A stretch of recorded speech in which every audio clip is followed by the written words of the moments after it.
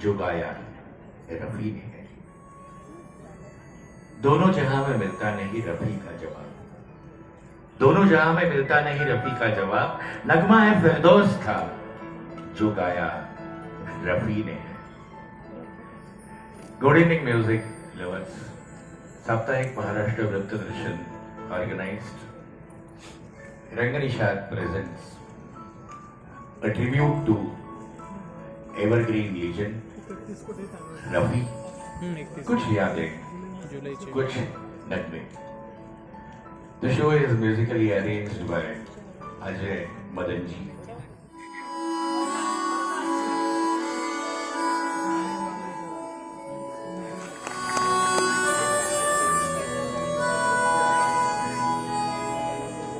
आने वालों जरा मुड़ के देखो मुझे,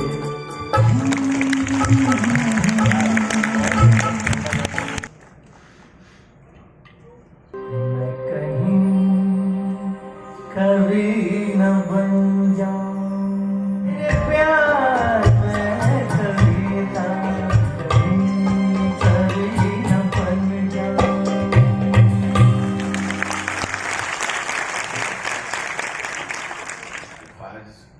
साज और फिल्म की आवाजें क्या कुछ कर जाती है। सर्वेश जी के साथ मंच पर आपकी जोरदार तालियों के साथ आमंत्रित करूंगा प्राजक्ता सागर निगम।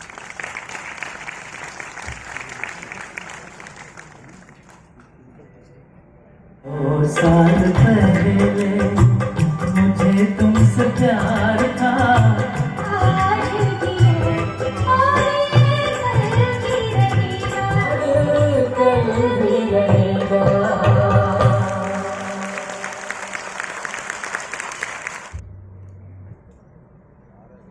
अपने रुख पर निगाह कर, रुख से जरा नकाब उठा लो मेरे हुजूर।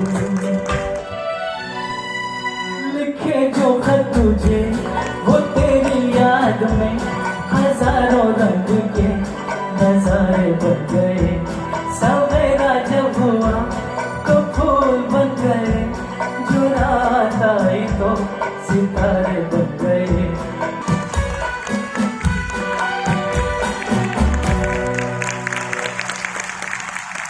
सर्वेश मेहरबान लिखूं कि मेरा प्रेम पत्र पढ़कर कि तुम नाराज ना हो।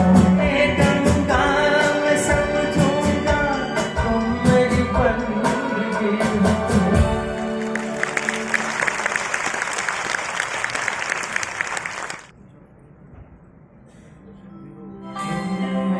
सितारों का आंगन होगा, झिम झिम बरसता सावन होगा, सावन होगा।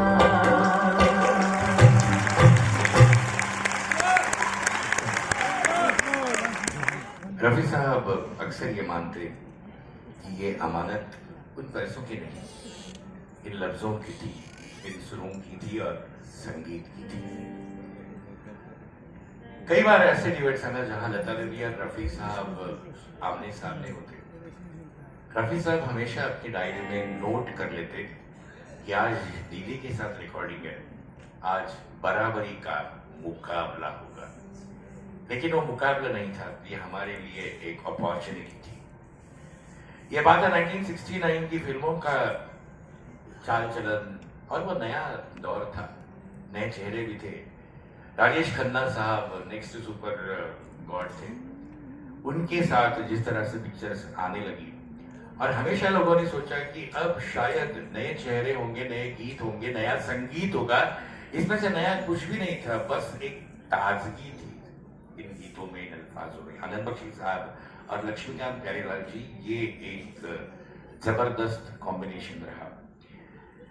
आराधना के बाद दिसंबर में राज खोसला साहब की फिल्म आई दो रास्ते, और फिर हिंदी फिल्मों के चाहने वालों ने देखा कि आराधना ओपेरा उसमें थे और दो रास्ते सड़क के उस तरफ रॉक्सी में थी और दोनों हिट थी।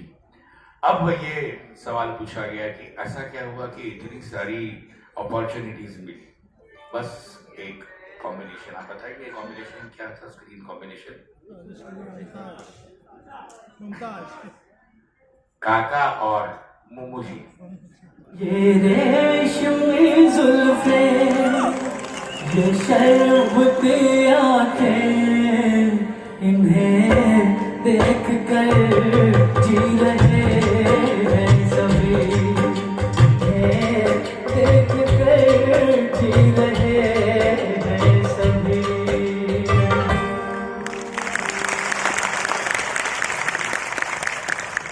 प्यार, मोहब्बत, इजाजत, बस यही तो था फिल्मों में।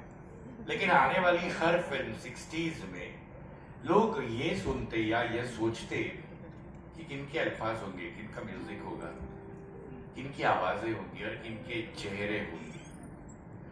जहां रिकॉर्डिंग रूम में हमेशा ये सीन होता कि शंकर जयकिशन जी कहते हैं कि हमने धुन तो बना ली, अब आप आपके अंदाज में गा लीजिएगा।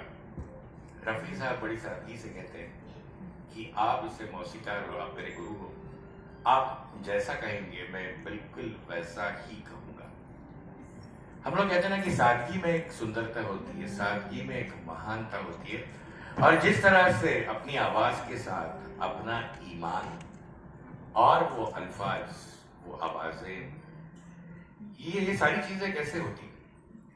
एक ऐसी फिल्म आई थी 6 दशक पहले जहां रफी साहब ने ये गीत सुना, और जब ये गीत करना था तब उनको पूछा जाता था कि फिल्म में कहां से, किसी सिचुएशन पे ये होने वाला है या क्या होने वाला है, ये आप जान लेते।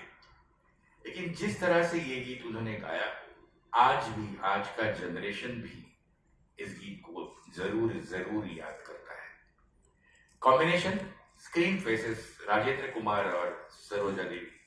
Could you guess the film? Sorry?